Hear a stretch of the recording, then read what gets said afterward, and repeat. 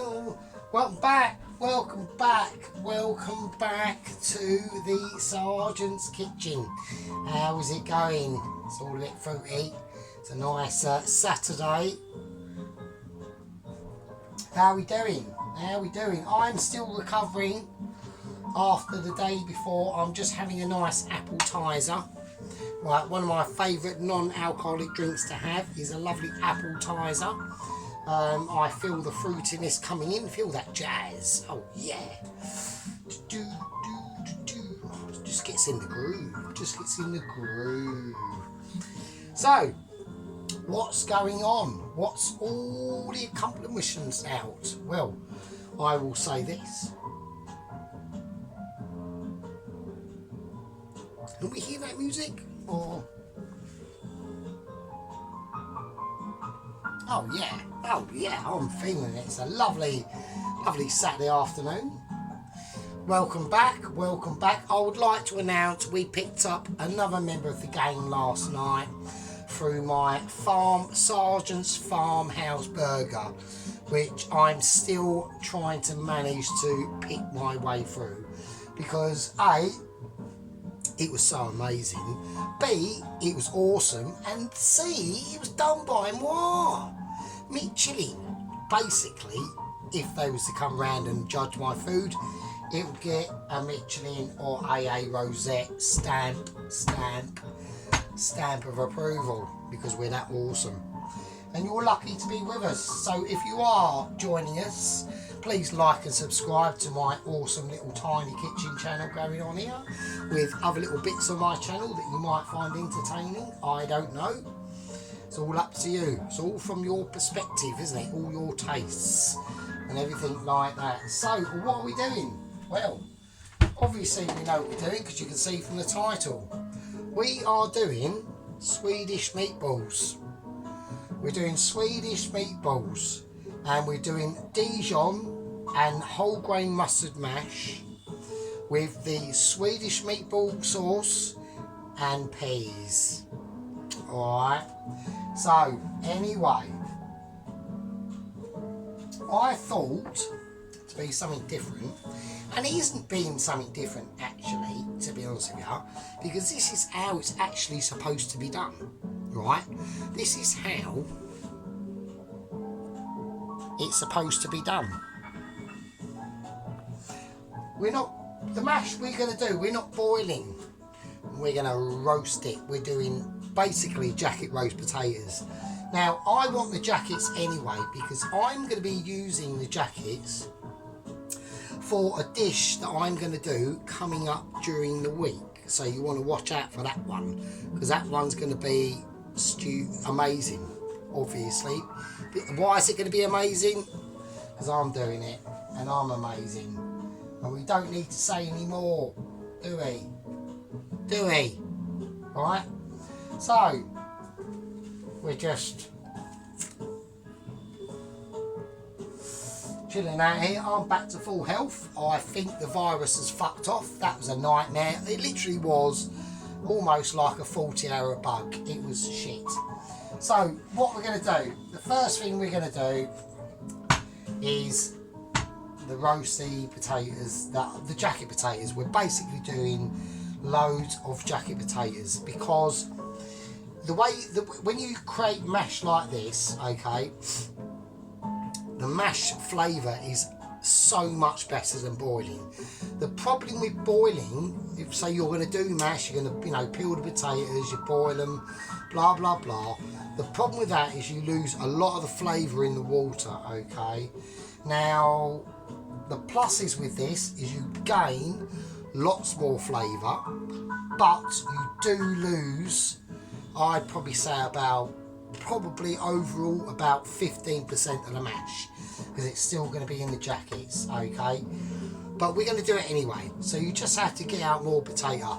So we've gone for a mix of red potato, as we can see. We've got 3 red potatoes, represented by 4 Maris Pipers, alright? So we're going to just give them a little stab like you would do in any jacket potato. Don't go too mad. Just 1, 2, 3 stabs. You know, that's all it takes. You know, all you want to do is any steam that's going to come out of them potatoes as they're roasting in the oven. And I've got the oven on the middle shelf around about, I would say, about 180. So we're going to whack them in now, because these are going to take ages and fucking ages, right? So let's whack them in now. I mean, preferably I'd rather do this at night, actually, because I do like the nighttime recorded videos, to be honest with you. But this might turn into one. This might be a part 1. Well, it ain't going to be a part 1. It definitely won't be a part 2. It'll probably more likely be either a part 3er or a part 4er, right? Because this is a very, very simple dish. But it isn't, right? There's a little few more complications that we have to go through, and it's all about doing it in steps and the correct way, okay? So, I went down to the shop, and in the mixture, we have to put in nutmeg and allspice, okay? Well, I didn't have any allspice. I didn't have any mixed spice, right? Disaster. Sergeant hasn't even got any. Sergeant's got mustard seeds, fucking Thai spice, Chinese spice. He's got all the spice. He's got fucking caveman living in a fucking cave from over about 100,000 years ago spice, but he hasn't got mixed spice. So I went, I'll get some mixed spice, allspice, all the same fucking thing, right? No, it ain't. Basically, all mixed spice is, mixed spice has got nutmeg, cinnamon, cloves, coriander, cardamom, and something else. I can't remember. I'd have to look it up on my phone, but I can't do that because I'm using the phone for my production of my awesome production workshop with a lamp, a bit of wire just plugged in, and a phone sellotaped onto a piece of tile. That's as simple as it gets, mate. So anyway, mixed spice and allspice are not the same thing, okay? So what is allspice? I'll show you what allspice is. Allspice is nutmeg, cinnamon, and some cloves. Don't go overboard with the cloves, alright? So, how are we going to do this? Well, the first thing we're going to do is I can put the cinnamon in the spice blender, but I'm not exactly overconfident about putting nutmeg in the spice blender, because nutmeg is basically a fucking nut. Am I going to risk ruining my spice blender for a nut? No, I'm not. Now, I'm not silly. I know that either I think the outer case is nutmeg and the inner case is mace, I think, not too sure. But we're going to be extra careful because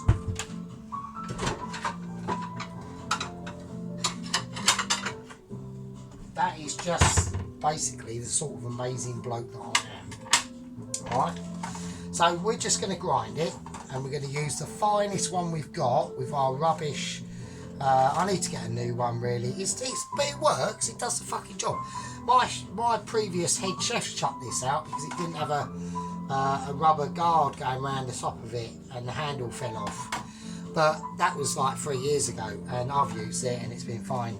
So we're gonna grind this sucker up. I'm gonna try and do as much as I can. I can already smell.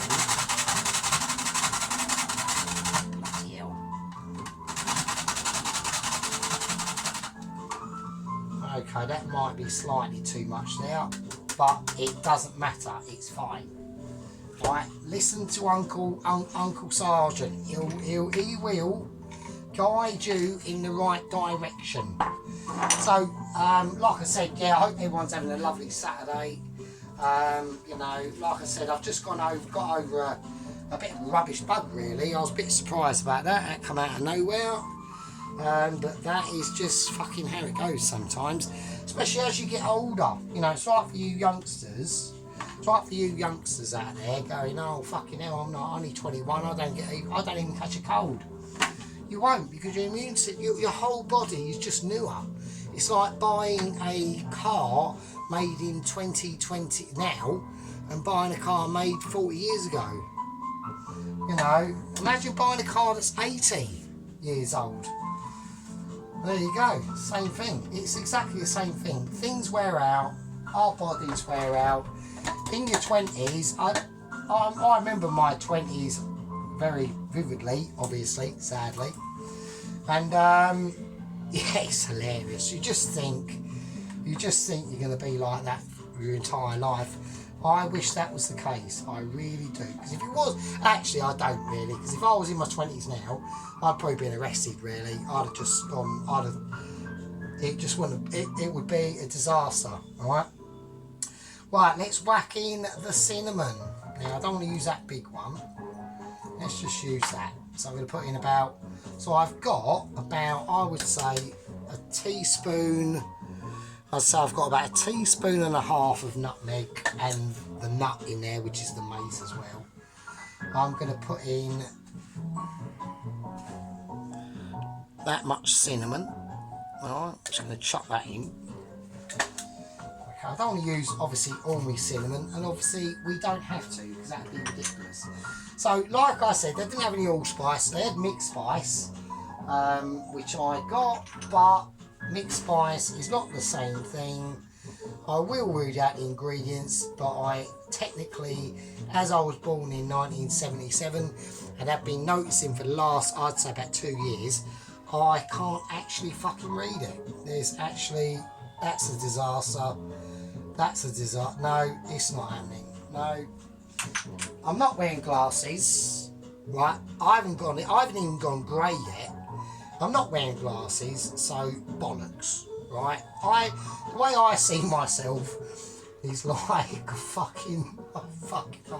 the way I see myself is like an experienced 20-year-old just projected 20 years in the future. That's how I see myself. It's hilarious.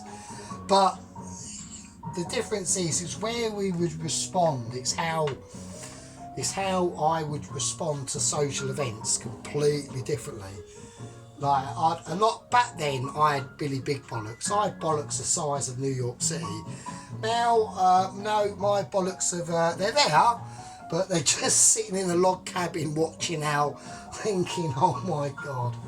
Right, so we're going to put some cloves. Now, I don't want that many cloves. I'm going to put in about. This is a very powerful spice, okay? It's a very powerful spice. So, about, I don't know, that much, which is, I don't know, 1, 2, 3, 4, 5, 6, 7, 8, 7 cloves. So, right. And that is allspice. That's it. Right? So, if you can't get it in the shops,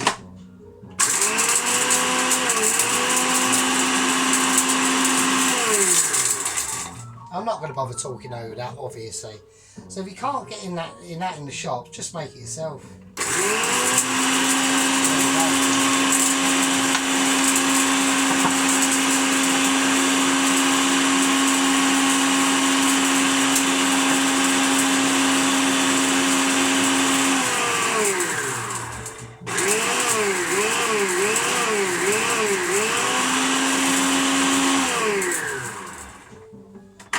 Right, okay. So that's the allspice.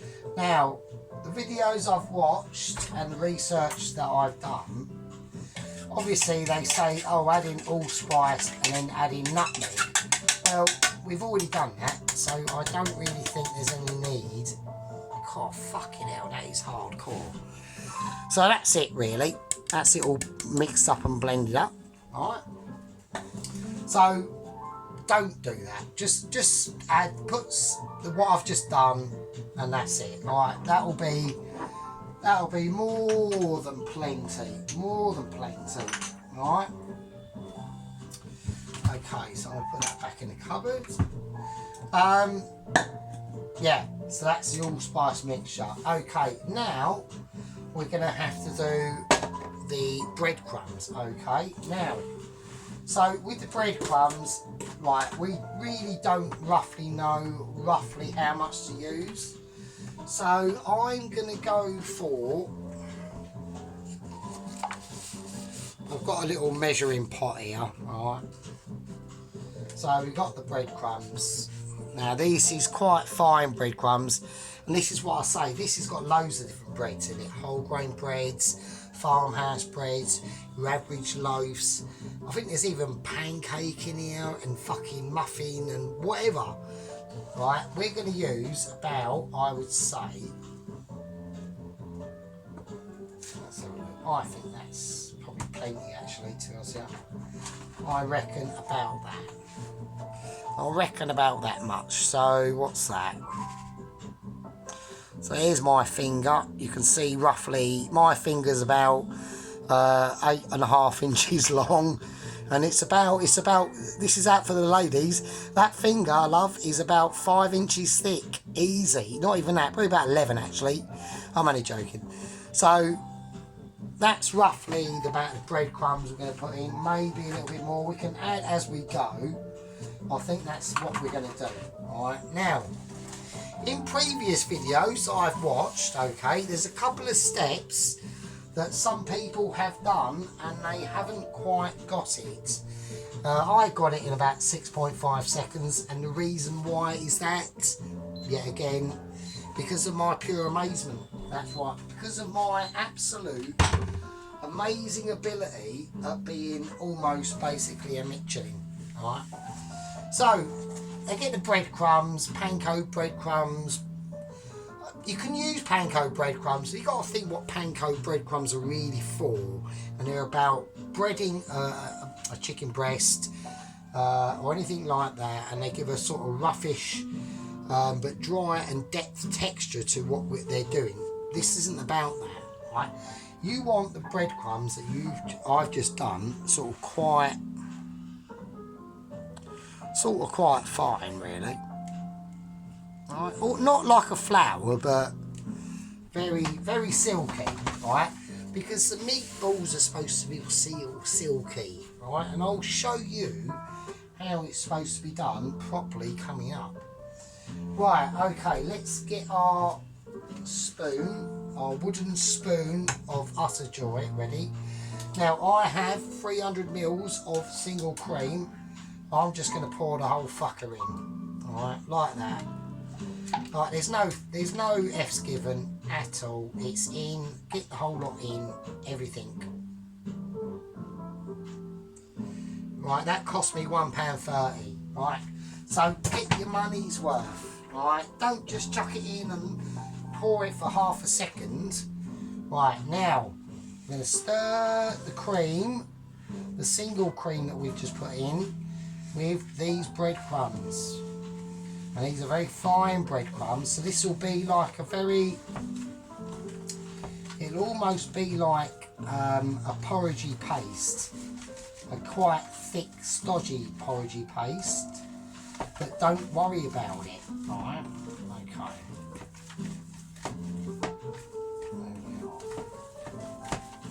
Now I might need to put in a little bit more cream, which is why, obviously, because I'm so Michelin, don't use fucking milk, right? I need some of this cream for the jacket potato and the sauce, right? So I can't be too keen. So I'm going to use a little bit of extra cream. Say about a teaspoon's worth, just to give it a bit of silkiness-ish. Okay. Okay, so it's gone. I've probably put in too many breadcrumbs, I reckon, but it doesn't really matter, okay? And I'll show you why it doesn't really matter. As long as the breadcrumbs are soaking up that cream, it's fine. I'll probably actually will add a little bit of milk, right? Because I think we might have to loosen it a tiny bit. But the main thing is, now you can add milk. If you want to do it with milk, you can. It's just I would rather have more cream. I've just put slightly too much breadcrumbs in there, so I have to retract that a little bit. But if I'd have been doing measuring correctly, and of course, as everyone knows on my channel, we don't do measuring. You know, what do we say to measuring? We say bollocks. We don't want it. We want to do it. We want to do it custom style. If it comes out the way it comes out, then that is just life, alright? That is just how it is. Right, so the milk has given it a little bit more liquid. I'd rather have not put it in, because then I had to backtrack on what I just said, and that would be quite gay. So anyway, that is how we're going to do that. Right, that's a bit better. So it's like a stiff porridge. Alright, now there's a reason why that isn't a problem. Okay, and how that will not become a problem will become apparent in later videos. Right, because I've still got to wait